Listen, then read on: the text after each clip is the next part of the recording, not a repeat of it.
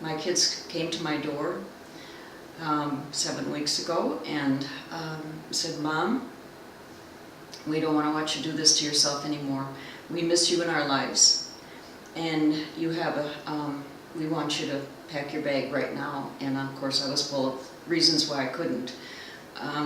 I kind of resigned to the fact after listening to them that I would have to go to another treatment. But I couldn't go today because I had this and that and the other thing to do. No, go upstairs and pack your bag. You're going to go today.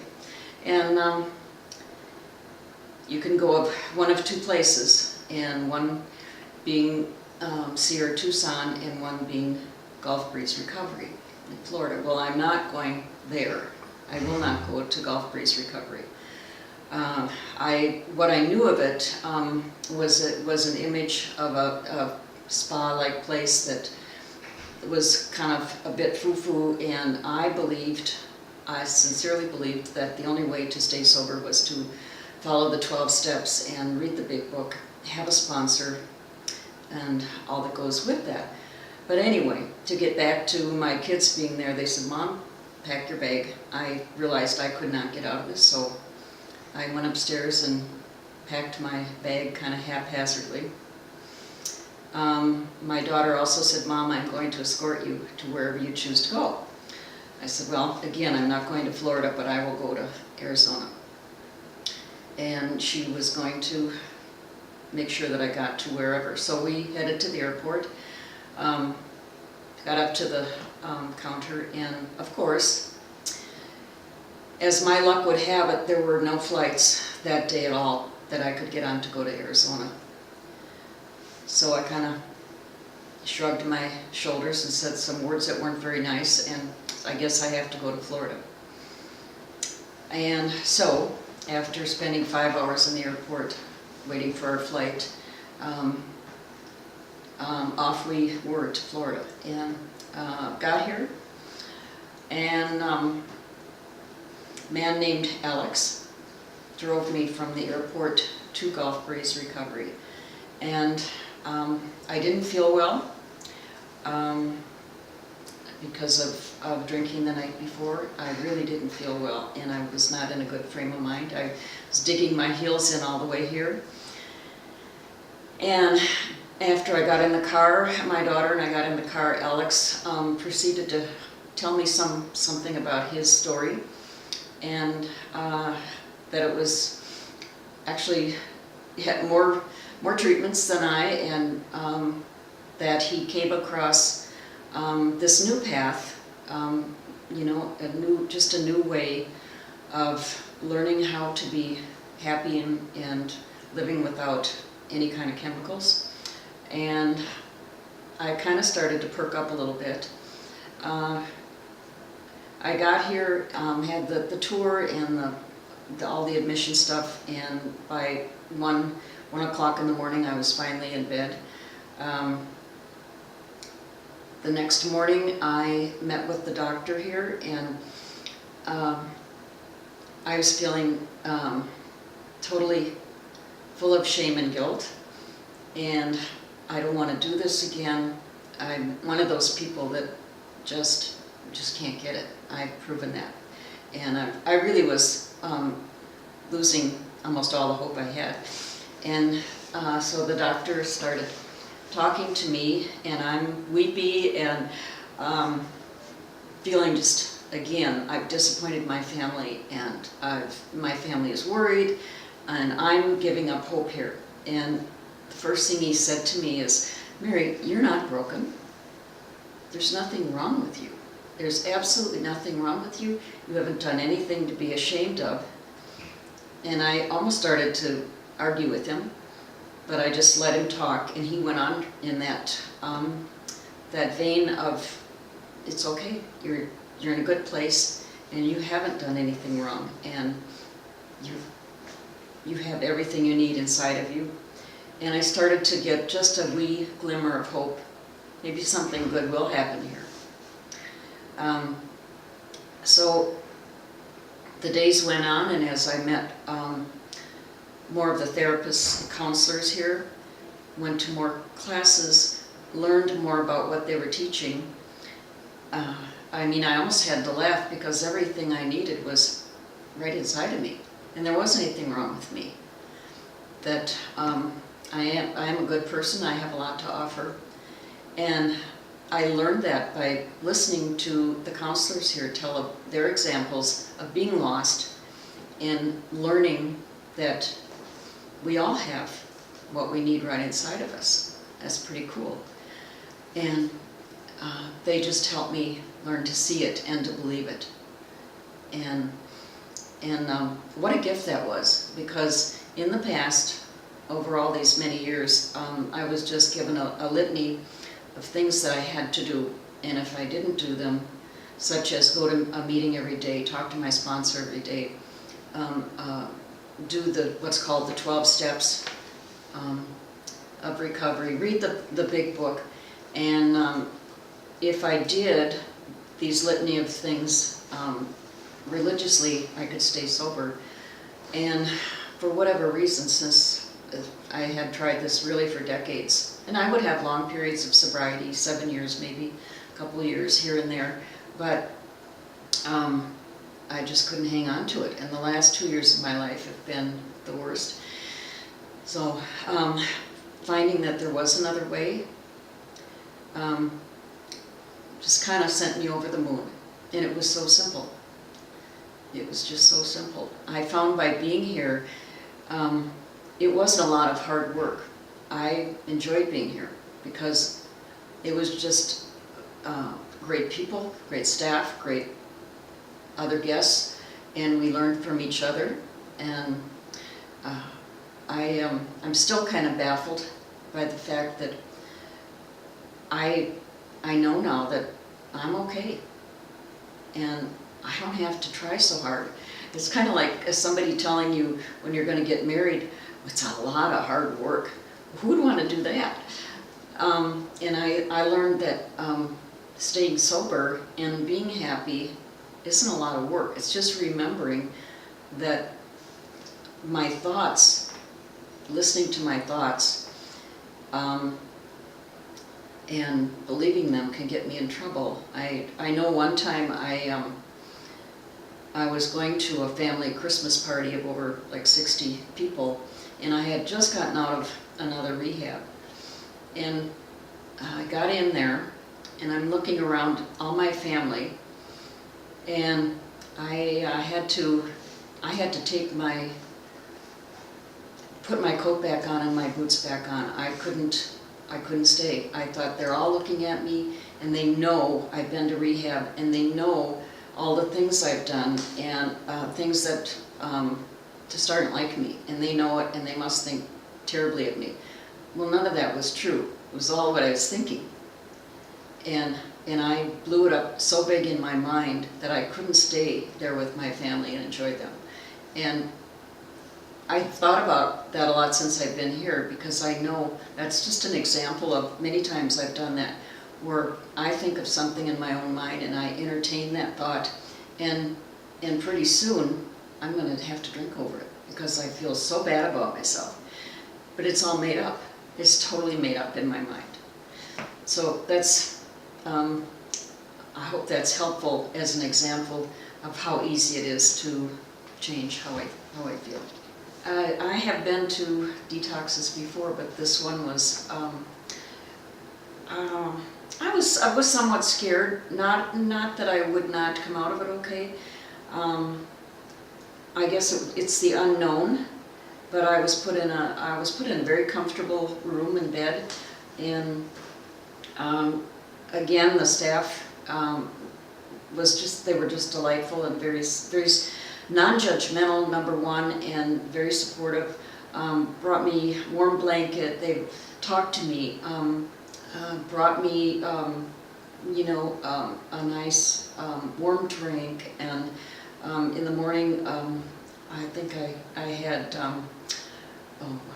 eggs Benedict. And just again, constantly talking to me about that I'm in a good place, I'm going to be okay, and they took care of my physical needs for sure, and just kind of every step of the way reassuring me what we were going to do next, and when I would see the doctor and all of that. So I was feeling better hour by hour, which, you know, I've been through this before, and it's not a fun place to be physically, but I got so much reassurance that I can't say the word, reassurance that I would be, was going to be okay. And the next step, you know, I was in detox for two nights, and then was well enough to take the next step. And every hour I felt better and better physically, and was ready to move on to the next step. I mean, this is a lovely place, and I know that isn't why I feel good right now, but it didn't hurt to be in such a lovely setting. Being from Minnesota, it's very cold in Minnesota right now, and it's the weather has been beautiful here. So I would wake up to see the sunrise over the bay, you know, do my, you know, shower and all that, go to the chefs here are wonderful, go to a beautiful breakfast, and then start attending the course groups and learning about what they teach here. And so the day is fairly full of going to, there's 3 different sessions which take up the morning, the afternoon, and the evening. And there are, as I said, 3 delightful meals that are served. But the day is full, but it's not, and often see the doctor, not every day, but see the doctor and see my counselor. I saw him once a week, so that's sometimes part of the day. But I was told early in arriving here not to worry if I'm going to get it or not get it, what they're trying to teach here, just to enjoy my time, and that's what I really focused on doing. And somehow it does seep in after listening to examples, metaphors of that the counselors tell us about, so that we can relate to them. And what I was going to say, the days are full, but they're not examining and, you know, regurgitating, if you will, the past. That there isn't any of that, other than when you first get here, the doctor needs to have a little information to know, you know, what brought the person here. But the focus is on learning to live in this moment, and that we can remember our past, of course, and use it to grow from, but not to keep reliving all the stuff that causes the shame and the guilt, and also not to worry about what's going to happen in the future, because we can anticipate things that might be pleasant that are coming up, but we learn here not to worry about too far into the future, because we don't know what's going to happen in the future. And so we learn to enjoy this moment, which I'm doing right now. One of the best blessings I have is a loving and supportive family, and I already told you they were instrumental in getting me here. And while I've been here, I've talked to all of them, and every time I have talked to them, they say, "Mom, I can hear you're so clear, and you sound like yourself. You sound happy." And my husband would say the same thing. They have been just excited what's happening to me, and excited to get me back home. And they have all talked to, we had a what's called, it's a Skype, but I guess the new word is Zoom that they use here. So I had 3 of my children and my husband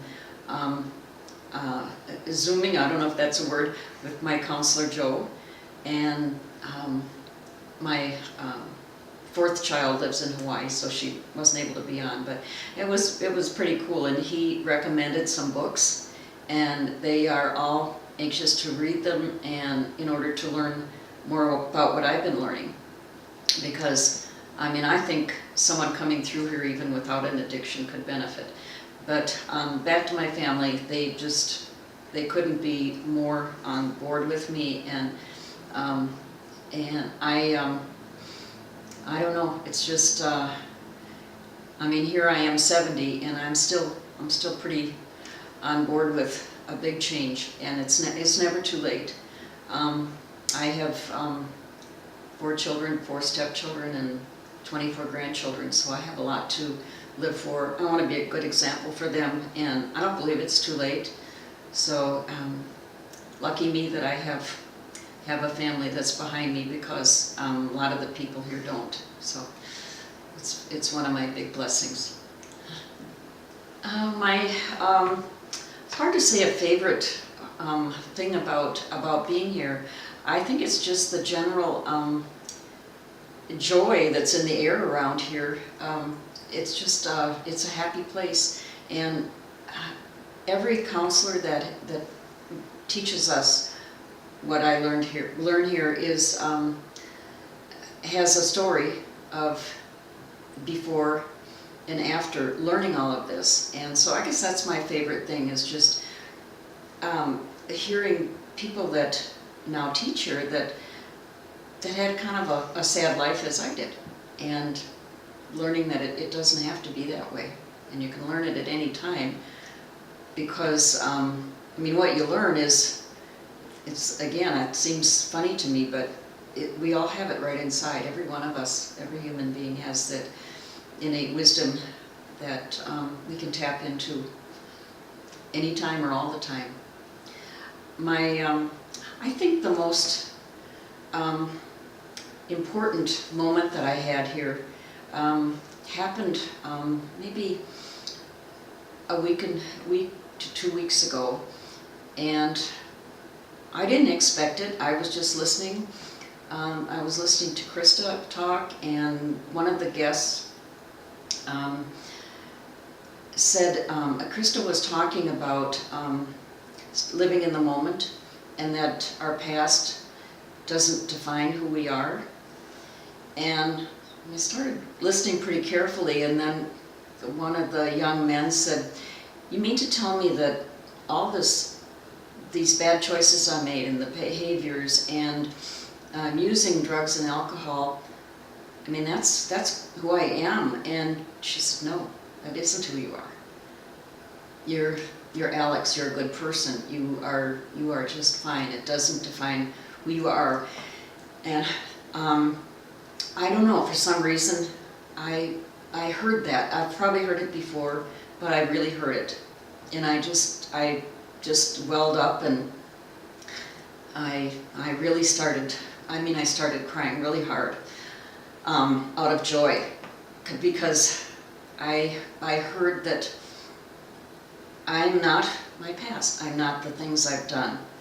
I'm Mary. I'm okay. And I actually had to leave. I had to leave the room because I thought I was probably disrupting things. And so I went back to my room and collected myself. And as I came out, Krista was there and just held me for a long time. That was my defining moment. That was when I really not just heard the words, but I believed my past is not who I am. You know, I was thinking about what I would tell myself if I was sitting in my living room drinking, that might help me. And what would I tell others, knowing what I know now? I would, first and foremost, I would tell folks, especially in my shoes, that had tried the traditional way of trying to stay sober, trying to not use chemicals, that there is another way, and it's very easy. It's a very wonderful way to live, and that's what I've learned at Gulf Breeze. I learned it all different ways while I was here, and I didn't believe it before I came here. I had a picture of this place from someone that knew a lot about it, that it was nothing like what I thought it would be. And again, it was my thinking. I just thought negatively about this place, and it didn't turn out to be that way. So if I could tell someone that was trying to live a happy, sober life, a better life, that this is a wonderful place to learn how to do that. And it's for me, it's just a treasure. I will carry these 7 weeks with me for the rest of my life, and I can't unlearn what I've learned here.